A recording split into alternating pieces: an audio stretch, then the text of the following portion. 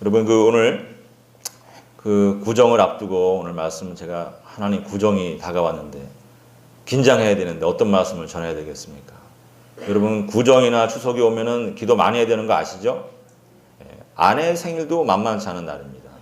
그래서 아내의 생일이 다가오고 자녀들의 생일이 다가와도 만만치 않아요. 기도 많이 해야 됩니다. 여러분 기도 많이 하시고 평안이 가득한 기쁨이 가득한 그런 명절 보내시기를 주님의 이름으로 믿고 기도하고 축원합니다. 오늘 어떤 말씀으로 오늘 본문이 시작되느냐 하면은 어떤 말씀으로 시작됩니까?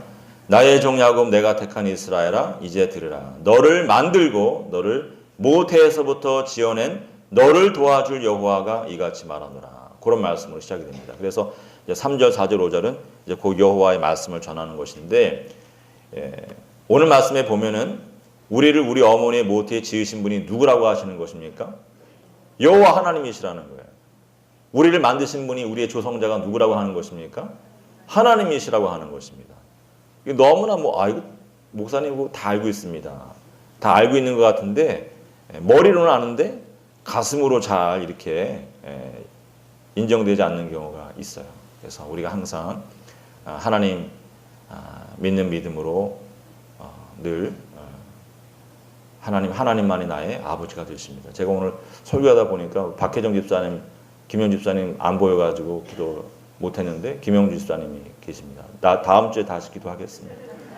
못 뵀어요. 지금 둘러보고 있다가 못 뵀는데 설교하다가 딱 걸려가지고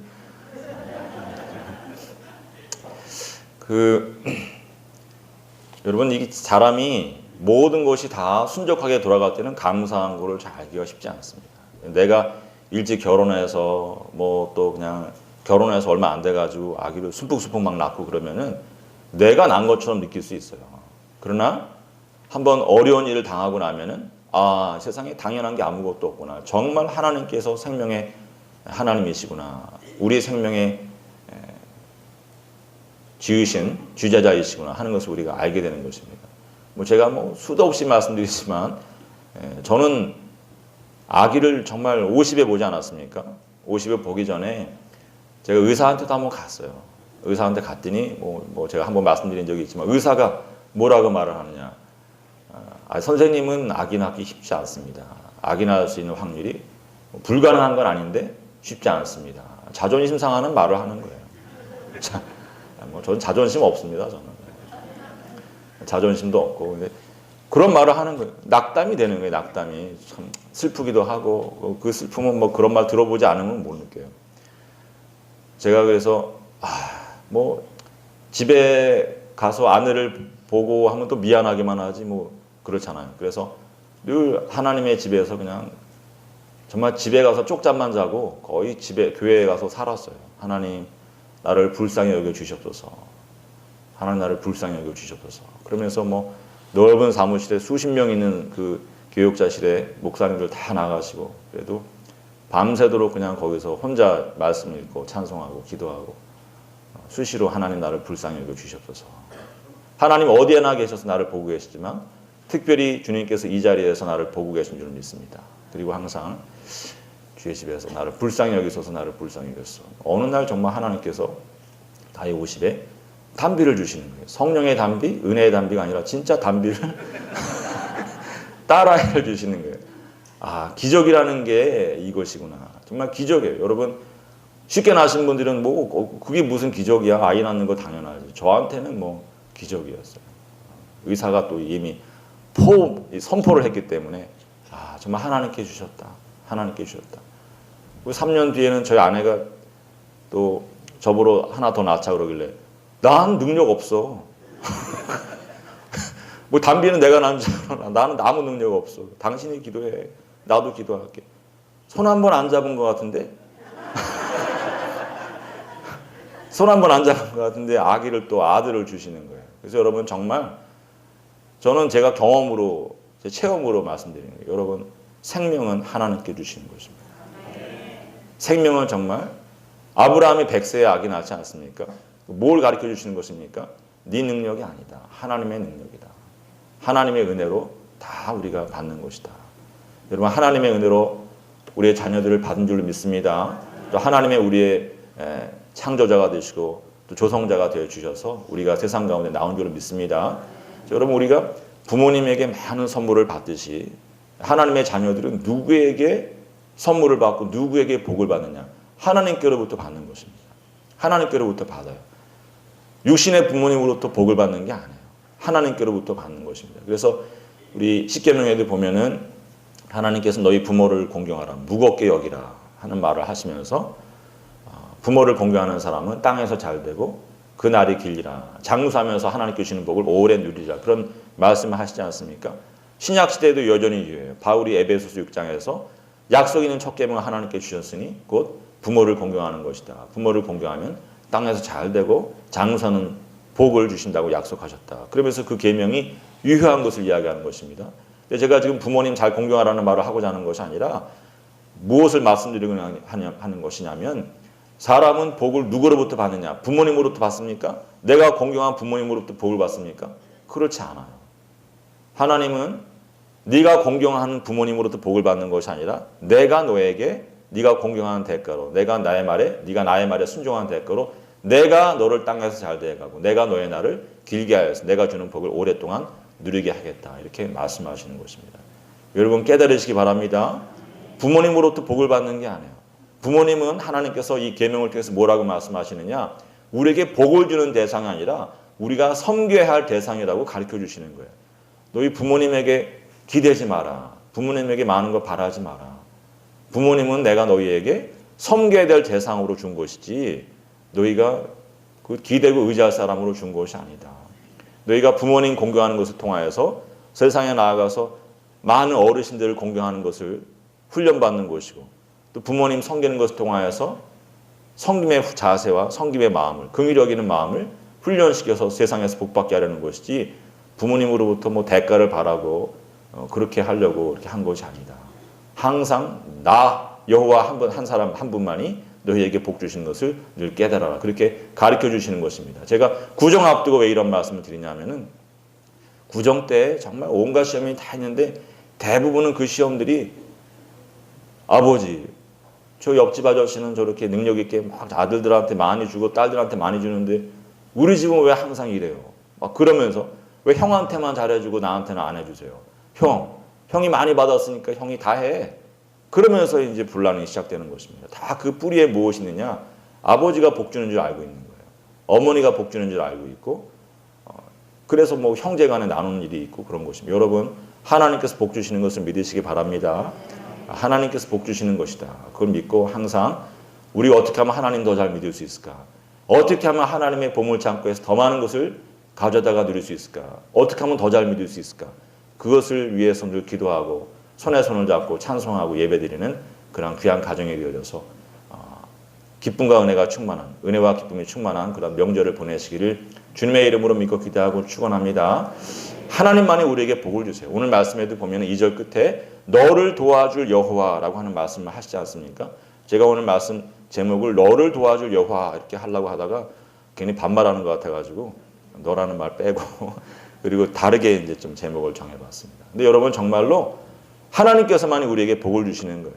그 누구도 아니고 하나님께서만이 우리에게 복을 주신다. 그리고 오늘 본문에 보면은 여러 가지 그 복에 관해서 이야기하시는데, 하나님께서 우리에게 언제 어떻게 복을 주시는가 몇 가지 이야기하는데, 많이 이야기하시는데 제가 그 중에 몇 가지 아주 상징적이고 중요한 것만 좀 말씀을 드리려고 합니다. 제일 먼저 무슨 말씀을 하시냐면은 하나님은 목마른 자에게 물을 주신다 하는 그런 이야기 하시는 것입니다. 이게 실제로 물일 수도 있어요. 왜냐하면은 지금 이사야 44장의 큰 배경은 쫓겨갔던 백성들이 돌아오는 것이거든요. 바벨론으로 쫓겨가고 여러 나라로 쫓겨갔던 백성들이 광야를 건너서 이제 자기들의 고향으로 돌아가는 것과 관련이 있기 때문에, 광야에서 정말 땡볕 내리쬐는 광야에서 목마를 때 누가 물을 주는가? 하나님이 물을 주신다. 그렇게 해도 우리가 생각할 수 없는 것은 아니지만, 그러나 보편적으로 우리 모두에게 주시는 말씀이라고 생각하면은 하나님께서 우리에게 너희 영혼에 갈증이 있지 않냐? 삶의 갈증이 있지 않냐? 너의 삶에 있는 모든 갈증의 해결자가 누구냐? 해소시켜 주시는 분이 누구냐? 하나님 한 분 외에는 너희의 갈증을, 삶의 갈증, 영혼의 갈증을 해소시켜 주시는 분이 없다. 오늘 그것을 말씀하고 계신 것입니다. 저는 늘 갈증을 이렇게 생각하면은 옛날에 제 정말 가까운 친구, 설교학 전문하는 그 설교학 전공인 친구가 있는데 요한복음 4장에 관해서 설교를 이렇게 해가지고 자기가 한 설교인데 야 이거 내가 한 설교지만 너무 잘한 것 같아. 그럼 저에게 보여주더라고요.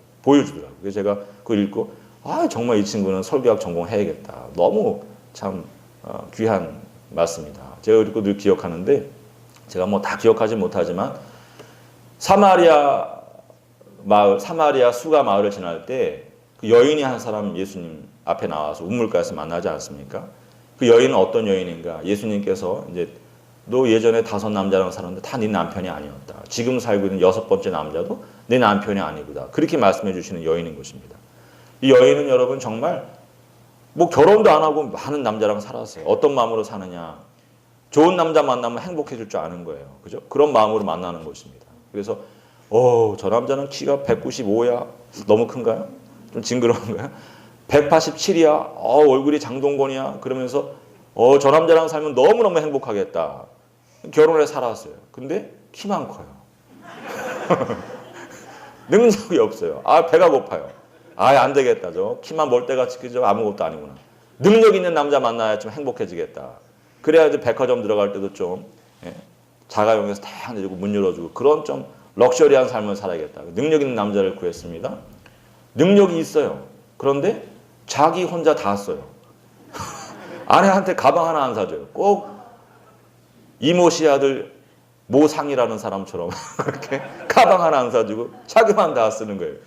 이거 안 되겠다. 이거 뭐 돈 많은 남자 좋아했는데 안 되겠다 이거. 그래갖고 또 이 남자에게서 또 행복을 구하지 못하고 정말 능력 그런 거 필요 없고 나 하나만을 위해주는 사람 찾아야겠다. 자기 하나만 위해주고 자기 하나만 쫓아다니는 남자 찾아서 약간 좀 부족해 보이고 좀 뭔가 2% 부족해 보이지만 나 좋아한다 그러니까 그래 나 사랑하는 남자랑 살아야 행복한가 보다. 그리고 이제 또 사는데 사람은요 여러분 자기가 쫓아다닐 때 마음이 둥둥 뛰지 누가 자기를 쫓아다니면은 한 달 쫓아다니면은 피곤해져요. 그러지 않습니까? 그래서 몇 달 살다가 피곤해.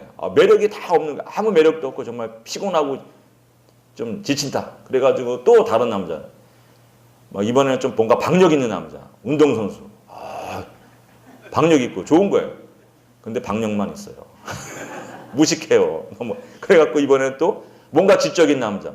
뭐 이렇게 고르고 저렇게 고르고 하지만 만족이 없는 것입니다. 행복이 없는 거예요. 여러분 이 여인의 이야기는 사실 우리 모두의 이야기. 이 여인은 여러분 12시에 6시라고 하는데 우리식으로 하면 12시 아닙니까? 왜 12시에 물길로 나와요? 12시는 여러분 지중해 가면은 12시 다 점심시간 끝나고 나면은 1시 1시 반 그때서부터 시에스타라고 그래갖고 전부 낮잠 자잖아요. 너무 땡볕이 쬐니까 일할 수 없어요. 다 잠자러 들어가는데 그 시간에 이 여인은 물길로 나오는 거예요. 왜 그렇습니까? 이 남자 찾아가서 행복을 구하다 못 구하고 저 남자 찾아가서 만족을 구하다 못 찾고 부끄러움만 쌓이는 거예요. 부끄러움만. 그래서 사람들이 거리에 나다니지 아니하는 그런 시간에 몰래 와서 물 깃고 슬픈 마음으로 조심스러운 마음으로 물 깃고 슬픈 마음으로 돌아가는 그 인생인데 사람들이 여러분 대부분 그렇게 사는 것입니다. 여기저기서 힘쓰고 애쓰면서 이걸 해보면 내 마음이 기쁠까? 저 사람 만나면 내 마음이 행복해질까? 이것저것 다 해보고 이 사람 저 사람 다 만나보지만 여러분 만족은 구할 수가 없어요. 행복은 어디에도 있지 않습니다. 하나님께서 요한복음 4장에 있는 수가성 여인을 통하여서 말씀해 주시고 오늘 말씀을 통해서 말씀해 주시는 것이 뭐냐면 내 영혼의 갈증, 내 마음의 그 빈자리, 내 삶에 필요한 모든 것들을 다 해결해 주시고 갈증을 해소시켜 주시는 분은 예수님 외에는 없는 거야. 예수님 외에는 없어. 하나님 외에는 없어. 너를 조성하신, 너에 관해서 가장 잘 아시는 너의 아버지 외에는 내 영혼의 갈증과 내 삶의 필요를 채워주고 해소시켜 주시는 분이 없다. 그런 말씀을 하시는 것입니다. 여러분, 하나님만이 우리에게 만족이 되시고 하나님만이 우리에게 행복을 주시는 분이신 것을 여러분 믿으시기 바랍니다.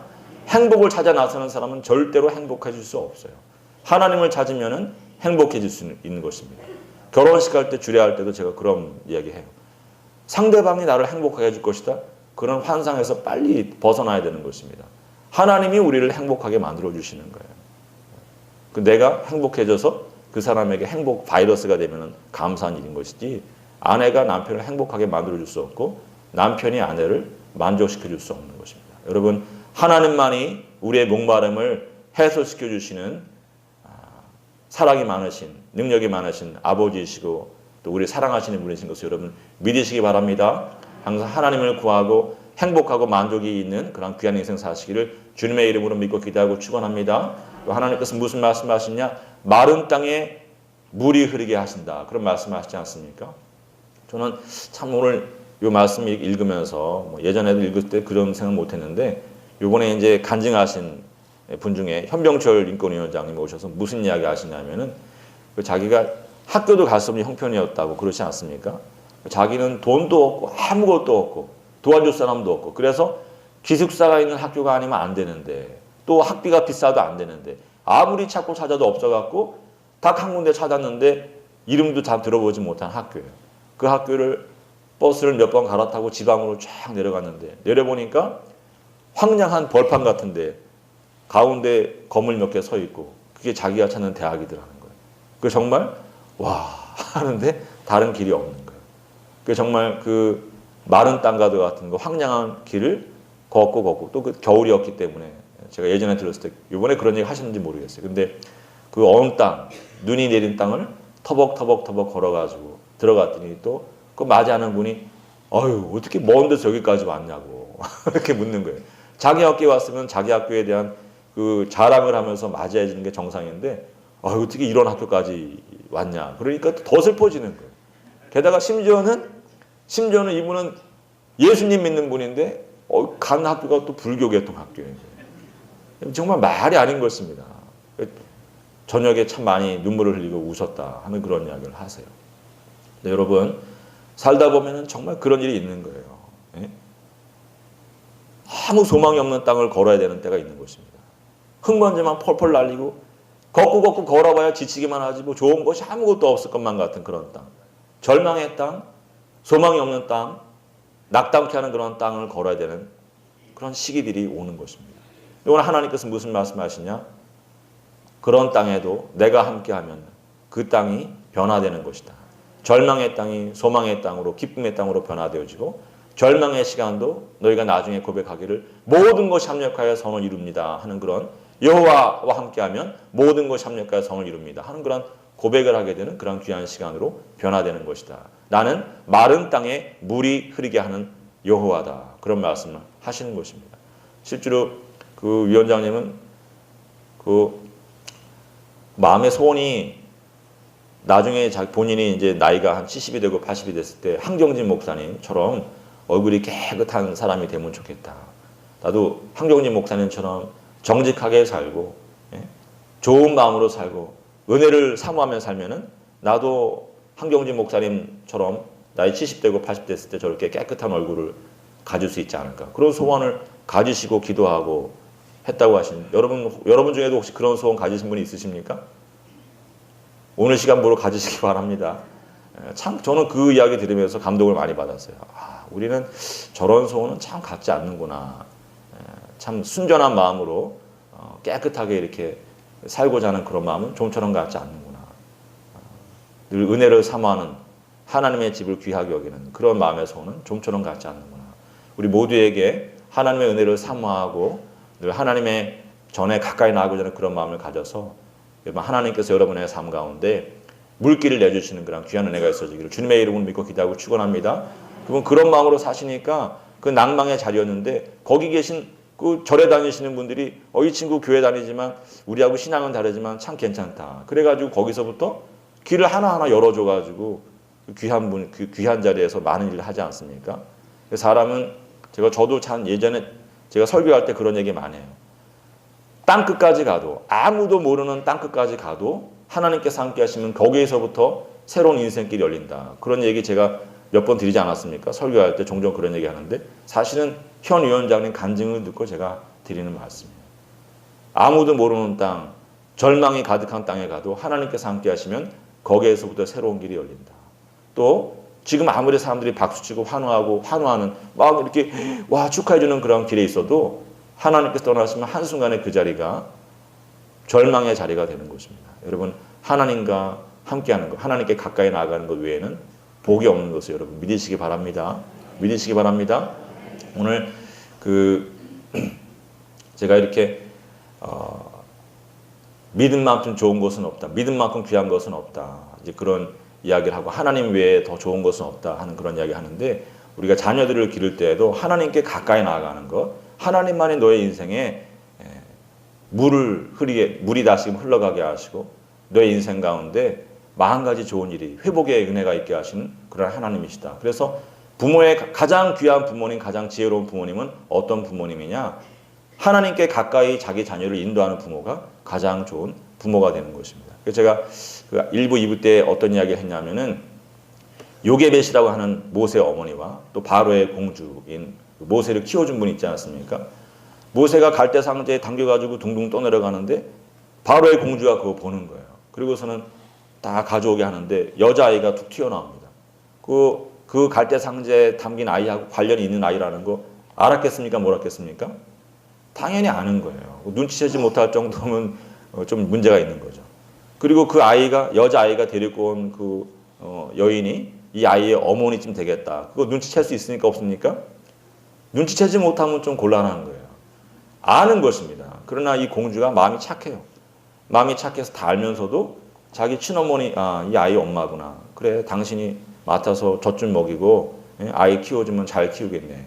공주니까 유모들이 얼마나 많아요. 그 엄마에게 유모의 역할을 감당하게 하고 철들 때까지, 젖을 떼고 철들 때까지 가르치게 하는 것입니다. 돌보게 하는 거예요. 근데 여러분, 바로의 공주는 40년 동안 모세에게 온갖 호의를 다 베풀고 부귀영화를 누리게 하고 또 자기 아들로 삼아서 모세를 애굽의 왕자로 키우는 것입니다. 그런데 여러분, 나중에 오늘 우리도 그렇게 알고 있지만 모세의 어머니를 우리가 누구로 알고 누구로 인정하는 것입니까? 40년 동안 온갖 부귀영화를 다 선사하고 애굽의 왕자라고 하는 그런 귀한 신분까지도 준 그 착한 여자 바로의 딸을 모세의 어머니로 우리가 인정합니까? 아니면은 요게벳을 어머니로 인정합니까? 요게벳을 어머니로 인정하는 거예요. 그 어머니가 아무 능력 없습니다. 가난합니다. 그러나 그럼에도 불구하고 자기 아들을 품에 안고 언젠가는 분명히 헤어져야 될 시간이 올 터인데 그 헤어지는 시간이 올 때까지 이 아이에게 내가 무엇을 해줄 수 있을 것인가? 신앙을 전해주는 거예요. 신앙을. 그래서 아기 젖 먹이면서도 기도하고 찬송하고 아기가 말귀 알아듣지 못할 때에도 기도하는 모습을 보여주고 기도하는 음성을 들려주고 아이가 철이 든 다음에는 하나님을 너는 사랑해야 된다. 찬송을 가르쳐주고 기도를 가르쳐주고 너는 히브리 민족이다. 히브리 아이다. 네 아이들 너와 같은 동족들을 사랑하고 하나님의 백성을 사랑하는 사람이 되어야 된다. 그거 가르쳐주니까 나중에 모세가 애굽의 왕자가 돼서 바로가 됩니까? 아니면은 이스라엘의 구원자가 됩니까?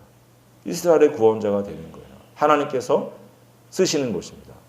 여러분, 존경받는 여인은 바로의 딸이 아니에요. 바로의 여인은 참 착한 사람이지만 좋은 일을 많이 했지만 우리가 흠모하는 존경의 대상이 아니라 정말 우리가 나도 저 여인처럼 되겠다 하고 우리가 모범으로 삼고 표제로 삼는 여인은 요게벳인 것입니다. 어떤 부모님이 좋은 부모님인가? 여러분, 자녀를 하나님의 아들로 하나님의 딸로 양육하는 분이 그런 분들이 정말 좋은 아버지 어머니이고 그런 분에게 영광이 있는 것을 믿으시기 바랍니다. 하나님만이 내 갈증을 해소시켜 주시는 분이다. 하나님만이 너의 먼지 펄펄 나는 그러한 광야길 메마른 땅에서 시냇물이 흐르게 하시고 너를 형통한 길로 인도하시는 분이시다. 그것을 가르쳐주는 그런 귀한 부모님들이 되어지기를 주님의 이름으로 믿고 기도하고 축원합니다. 축원합니다. 오늘 이제 말씀의 제목이 뭐냐면 우리를 시냇가의 버들같이 피어나게 하시는 분. 제가 저 버들이라는 말 때문에 아주 원래 옛날부터 그 시편 137편에도 그 버드나무가 나오지 않습니까?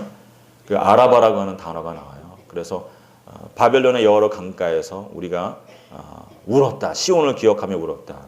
그곳에 있는 버드나무에 우리가 수금을 걸어놓고 울었다 하는 그런 이야기 하지 않습니까?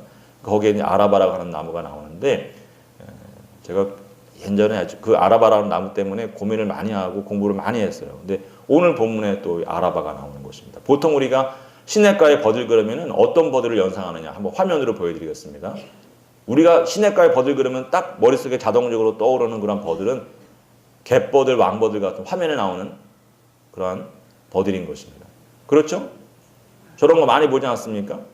저런 버들 많이 보는 거예요. 봄의 전령, 버들. 그래서 신문에도 많이 나오고 요맘때가 되면. 근데 여러분 성경이 말하는 오늘 본문이 말하는 시냇가의 버들은 저 버들은 아니에요. 왜 그런가 하면은 저 버들은 뭐 우리나라에서 자라는 약간 추운 지방에서 자라는 버들인데 오늘 본문이 말하는 지역은 바벨론이거나 이스라엘은 고대 중동 아닙니까? 중동 지역이에요. 날이 기후가 다른 곳이에요. 그래서 저런 갯버들 이런 것들은 그곳에서 자생하는 그런 식물은 아니고 아라바라고 하는 식물은 어떤 식물이냐? 아라바라고 하는 것은 학명으로 포플라 나무 아시죠? 그죠? 포플라 나무 아시는데 그 포플라 중에서도 특별히 그 포플루스 유프라티카라고 학명으로 라틴어로 그렇게 부르는 특별한 그런 나무인 것입니다. 보통은 그렇게 이해를 해요. 학자들이. 유브라데 강변에서 주로 발견이 되어지는 자생하는 그런 포플라 일종인데 화면으로 한번 보여드리겠습니다. 화면으로. 저게 이제 노랗게 단풍이 든 그 포플루스 유프라티카, 포플라 일종인데 강변에 이렇게 호숫가에 이렇게 있는 것입니다. 그 다음 화면도 보시면은 저거는 이제 빨갛게 물이 든 가을에 아마 가을이 아니라 아마 잎이 저렇게 물드는 것 같아요. 저것도 이제 똑같은 수종입니다. 그 포플루스 유프라티카라고 하는 유브라데 강변에 원산이 되는 원산지가 되는 그런 나무들인데 그 다음 화면도 보시면은 강변에 아주 그 포플라 나무들이 포플루스 유프라티카라고 하는 수종들이 쫙 있고 그 시편 130편에 보면 바벨론의 여러 강변에서 우리가 시온을 기억하며 울고 거기서 수금을 걸어놓고 울었다. 그 이방인들이 야 니네 시온에서 왔지 시온의 노래 한번 불러봐. 그러니까 우리가 어떻게 이방인 땅에서 잡혀온 땅에서 여호와의 노래를 부를 수 있냐. 그러면서 수금을 다 걸고 저 나무에 걸고 거절하는 거죠. 거절. 안 하겠다. 항명하는 거예요. 그래서 얻어 터져서 울었다 하는 그런 내용들이 이제 137편이에요. 그런 내용인 것인데 어쨌든 간에 저 아라바라고 하는 나무 제가 왜 자꾸 이렇게 보여드리냐면은 저 나무는 여러분 작은 나무가 아니에요. 아까 갯버들은 작지 않습니까? 시냇가에 정말 이렇게 뭐 키가 작은 나무예요. 그죠?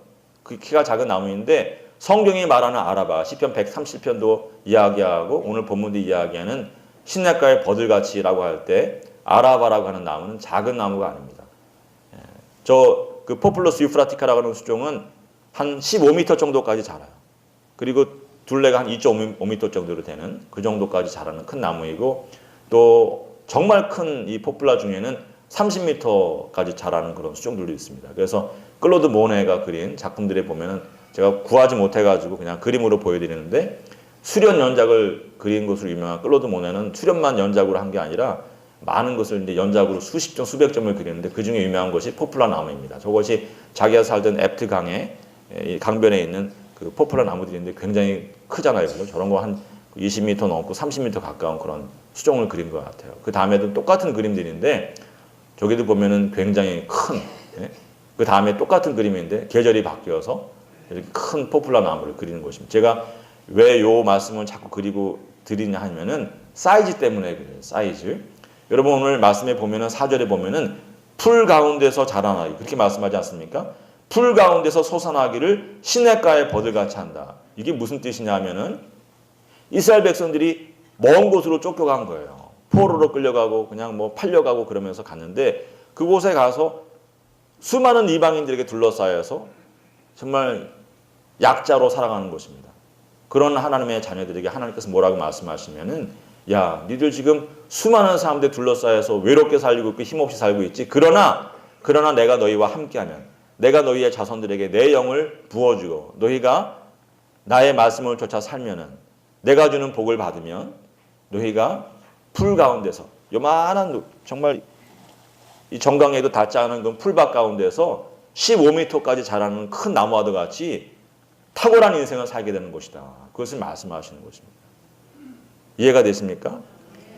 여러분 풀밭에 수십만 포기의 풀이 있는 거예요. 수십만 포기, 수백만 포기의 풀들이 있지만 전부 동이 비슷비슷하게 도토리 캐재기로 발목에 닿고 정강에 닿는데 그 가운데에서 15m 되는 웅장한 나무처럼 너희의 인생이 피어나는 것이다. 지금 너희 위에 군림하는 것처럼 보이는 수많은 바벨론 사람들, 아수르 사람들 그런 사람들 한순간에 내가 너와 함께하면 그들이 네 발밑에 잔디처럼 깔리고 수십만 수백만이 있어도 괜찮아요.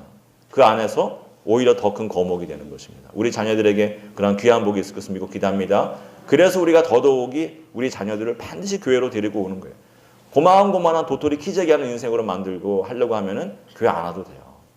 그러나 내 자녀가 정말 능력 있고 행복하고 만족이 있는 인생, 수만 명을 살리는 사람, 수십만 명을 먹이는 사람으로 귀한 인생을 살기를 바라시면 반드시 교회로 데리고 나와야 되고, 명절 때도 세상 이야기 하지 마시고 너무 올림픽만 텔레비 앞에 앉아있지 마시고 믿음의 이야기를 하시고 소망의 이야기를 하시고 비전의 이야기를 하시는 그런 귀한 성도들이 되시기를 주님의 이름으로 믿고 기도하고 축원합니다.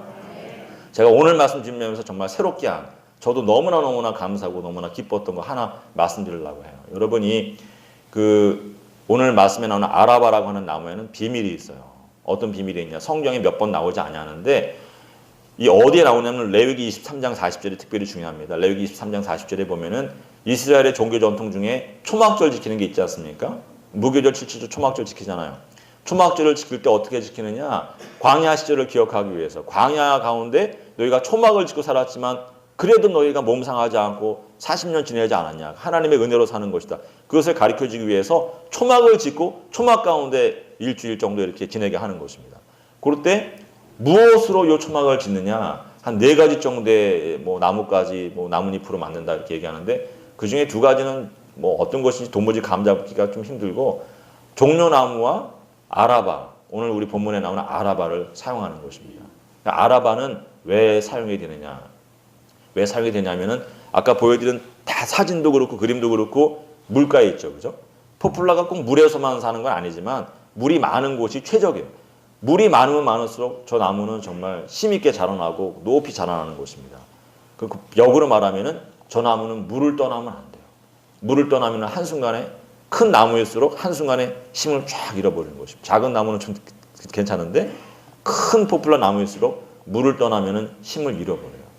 그래서 초막을 지을 때 포플라 나무 가지를 쫙 꺾어서 짓게 되면은 초막이 오래 가지 못하는 거예요. 오래 가지 못합니다. 그래서 초막 약한 가지로 짓는 거예요. 상하는 그런 가지로 지어서 하나님의 은혜로 산 것이다. 예? 철저하게 하나님의 은혜로 산 것이다. 이게 너희가 초막 지어서 안전하게 지은 줄 아냐? 그렇지 않다.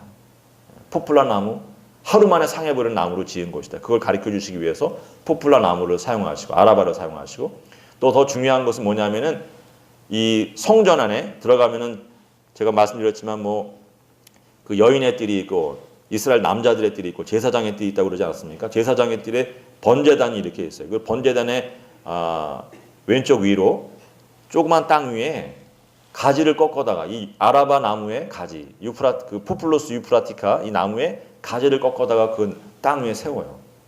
그 세우고서는 이스라엘 백성들이 제사장과 함께 제단 주위를 한 바퀴 돌면서 그 나무를 보는 것입니다. 본 이유가 뭐냐? 물을 절대적으로 필요하는 나무이기 때문에 꺾으면 하루 만에 맛이 가요.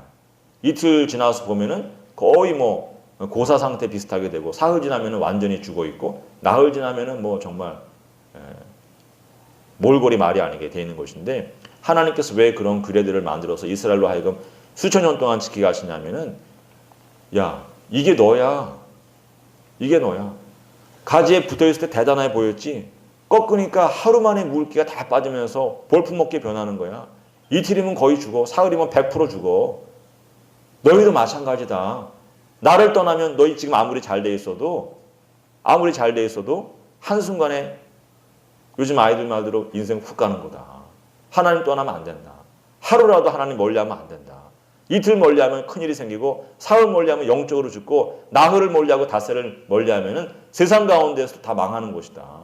그것을 마음에 각인시키시는 거예요. 그래서 여러분, 이분들이 그 나무 이름이 뭐냐? 이거 여러분 평생 잊지 못하실 거예요. 그 포플라 나무 성전에다가 꽂아놓고서 일주일 동안 보게 하는 그 나무 이름이 뭐냐면은, 따라해 보세요. 호, 산, 나. 우리 교회 이름이죠. 우리 교회 이름입니다. 왜 그런가 하면은, 왜 호산나라고 이름을 붙였냐 하면은 시편 118편 25절 말씀을 읽으면서 계속해서 짧은 말씀인데, 여호와여 구하옵나니 이제 구원하소서. 여호와여 우리가 구하옵나니 이제 형통하게 하소서. 안나 아도나이 호샤나나 안나 아도나이 하슬리하나. 요 말씀 두 문장을 갖다가 계속해서 외우면서 천천히 돌면서 나무 보면서 이렇게 도는 것입니다. 나무 보면서 도는 거예요. 하나님, 저 말라가고 죽어가고 있는 저 나무가 내 인생입니다.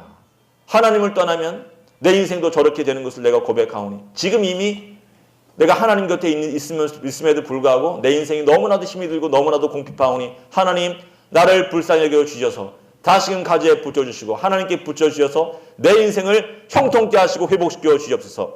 회복시켜 주시고 구원해 주시고 형통케 하여 주시옵소서. 그런 마음으로 그 나무 바라보면서 이렇게 돌기 때문에 그 나무의 이름을 호산나라고 부르는 것입니다. 호산나라. 잊지 마시기 바랍니다. 7일째 되는 날에는 7바퀴를 돌아요.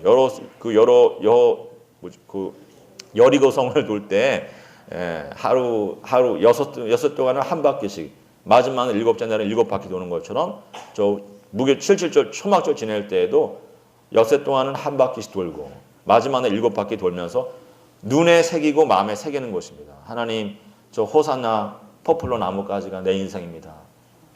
주님에게서 꺾어져 나가면 죽을 수밖에 없습니다. 그거를 늘 마음에 새기는데 그거 다 돌고 7바퀴 돌고 난 다음에 제사장이 그거 딱 뽑습니다. 뽑아가지고 기도를 한 다음에 그걸 땅에다가 치는지 어디다 치는지 팍 세게 내리쳐요.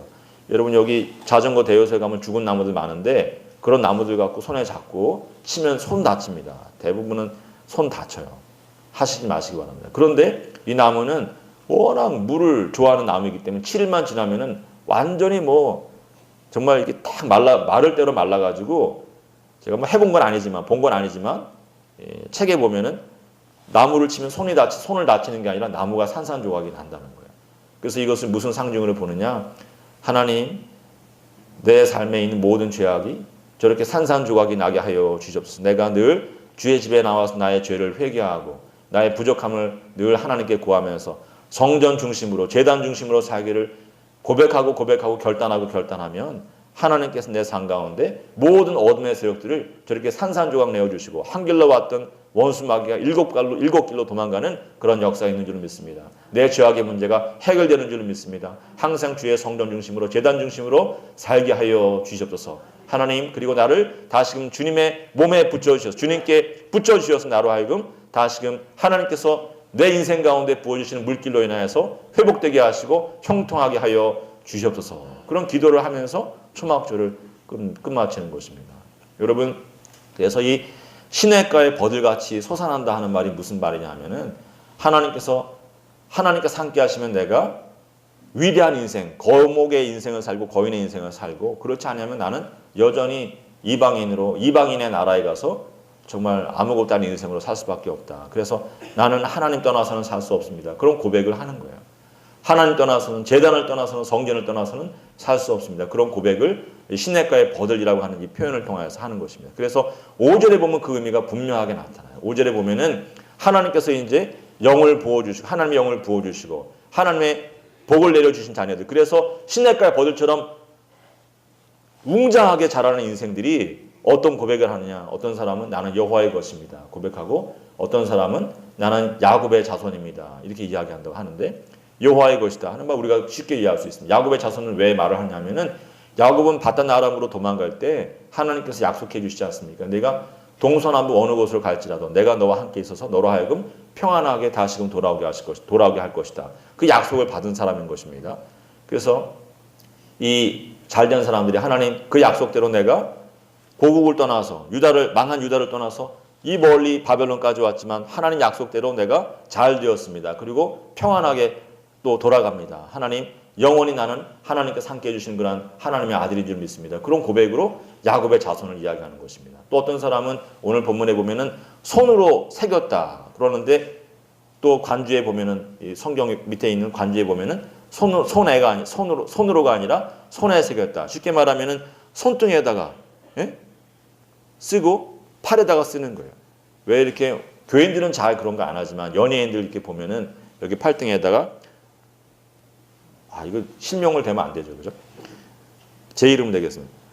나는 상위 거 이런 거, 나 부끄러운 거, 나는 상위 거, 나는 뭐 아무개 가수의 거, 뭐 이렇게 쓰고 자기 연인의 이름을 쓰지 않습니까? 그런 식으로 자기의 손과 손등과 팔에다가 나는 여호와의 것이다. 그렇게 쓴다는 거예요. 그래서 내가 잘 되었지만 이 잘 된 것은 하나님의 은혜로 된 것이다. 내가 잘나서 잘 된 것이 아니다. 나는 하나님의 것이다. 나는 죽으나 사나 하나님의 것이다 하는 하나님에 대한 사랑을 고백하는 그런 인생이 되어서 영원히 잘 되는 것을 누리게 될 것이다. 그런 이야기로 오늘 말씀이 끝나는 것입니다. 여러분, 제가 오늘 구정을 앞두고 이제 이런 말씀을 전하는 것은 하나님께서 뜻하신 바가 있다고 생각하는데, 여러분 구정 기간 동안에 믿음의 이야기 하시기 바랍니다. 너무 불편하면 하지 않으셔도 되는데 어쨌든 간에 정말 기도하는 모습을 보여주시고 찬송하는 모습을 보여주시고 하나님께 주시는 그런 귀한 일들을 간증하는 그런 시간을 가지시고 평안이 가득한 기쁨이 가득한 그런 명절을 보내시고, 무엇보다 우리 자녀들 다 하나님의 집으로 인도하여서 하나님께서 풀밭 가운데 시냇가의 버들처럼 시냇가의 포플한 나무처럼 웅장한 인생, 거인의 인생을 살게 하는 그런 귀한 복이 있어지기를 주님의 이름으로 믿고 기도하고 축원합니다.